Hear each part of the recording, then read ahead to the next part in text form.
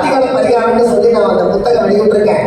எந்த நேரத்துல தேடி இன்னொரு 1000 2000 பரிகாரம் கிடைச்சதுன்னு ஒரு புத்தகம் வெளியிடலாங்கிறதுக்காக கேட்டேன். ஐயோ ரொம்ப சந்தோஷம். இந்த எழுதுங்க சாமி தேடி சொல்றாரு. 710 வருஷம் மதுரை மீனாட்சி அம்மன் கோவிலுக்கு அந்த இன்மையிலும் நன்மைதர்பார் கோயில் மூத்தது.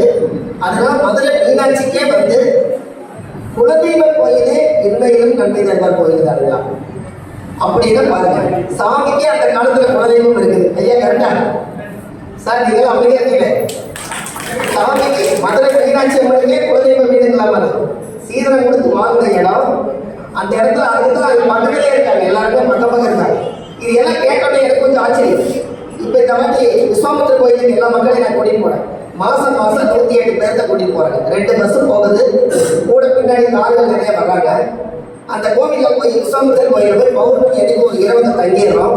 அங்கே 27 அபிஷேகம் பண்ணுறாங்க. அந்த சாமி பிரசாதம் எல்லாம் வாங்கிக்கிறோம். உங்களை மாதிரி பிரச்சனை உள்ளவங்களோட ஜாதகத்தெல்லாம் கொடுத்தீங்கன்னா எல்லாம் வாங்கி கொண்டு போய் விஸ்வாமித்திரனுடைய பாதம் போய் வச்சு ஒரு தெய்வாரத்தை காமிச்சு கொடுத்து அவங்களுக்கு ஜாதகம் கொடுத்துருவாங்க. இது எப்படி இருக்குது? ஏன்னா வர முடியாதவங்களுக்கு என்ன பண்ணுறது? இங்கேருந்து வரணும் முடியல. அதனால விஸ்வாமித்திரர் அந்த கோவில் அர்ச்சனை பண்ணி சாமி கும்பிட்டு திருப்பரங்குன்றத்தில் முதல் கடவுள் முத்தமிழ் முருகன் முருகனை தரிசனம் பண்ணிட்டு இன்மையிலும் நன்மைதர்பார் கோயிலில் வந்து மோட்சதீப விளக்கு ஏற்றிட்டு வீடு வந்து சேர்ந்துடும். இப்படியே இது வந்து 13வது பௌர்ணமி தொடர்ந்து இப்போ நடந்துகிட்டே இருக்கு. எல்லாமே சின்ன சின்ன விஷயங்கள் நிறைய பண்ணிகிட்டே இருக்கு. ஒவ்வொரு தீர்த்தத்தில் குடிங்கன்னு சொல்லி மக்களுக்காக நிறைய பண்ணிகிட்டே இருக்கேன். யாரெல்லாம் ஜாதகத்தில் வந்து இந்த பிரதோஷம் அன்னைக்கோ அல்லது ஏதாவது சூரிய திசை நடந்தாலும் ஒரு வில்வக்காயும் ஒரு வில்வ இலையும் தண்ணிக்குள்ள போட்டு ஒரு பன்னீர் கொஞ்சம் ஊற்றி அடுத்த நாள் காலையில் நீங்கள் வில்வ தீர்த்தத்தில் குளிச்சிங்கன்னா உங்கள் ஜாதகத்தில் சிவதோஷம் நிவர்த்தியாகுங்கிறது எழுதியிருக்கேன். வெளியே எல்லாம் படிச்சது பூராமே சாமிக்கு வச்சுட்டோம். நம்ம எதுவுமே எடுத்துக்கவே இல்லை. பாருங்க, படிச்சது எல்லாமே சாமிக்கு வச்சுட்டோம். நம்ம எதுவுமே எடுத்துக்கல. அன்னைக்கே சொன்னாங்க தேங்காய் பழம் பத்தி சூடம் இது மட்டும் தான் சாமிக்கு உடைக்கிறாங்க. இது என்ன காரணம் ஒருத்தர் கேட்டார்.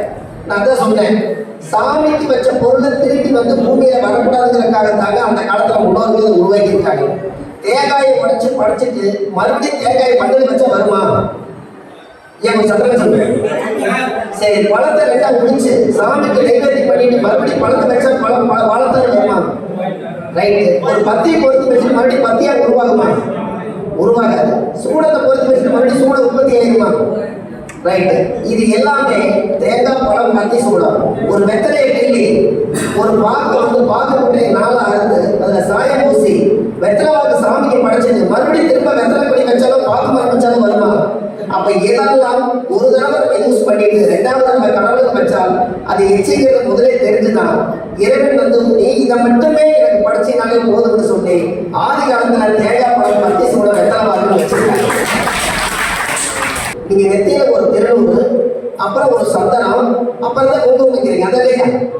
நெத்தியில ஒரு ஃபர்ஸ்ட் திருநூறுங்களா, ஃபர்ஸ்ட் திருநீர் வைக்கிறோம், அதுக்கு அடுத்தது சந்தனம் வைக்கிறோம், 3வது குங்குமம் வைக்கிறோம். கரெக்டுங்களா?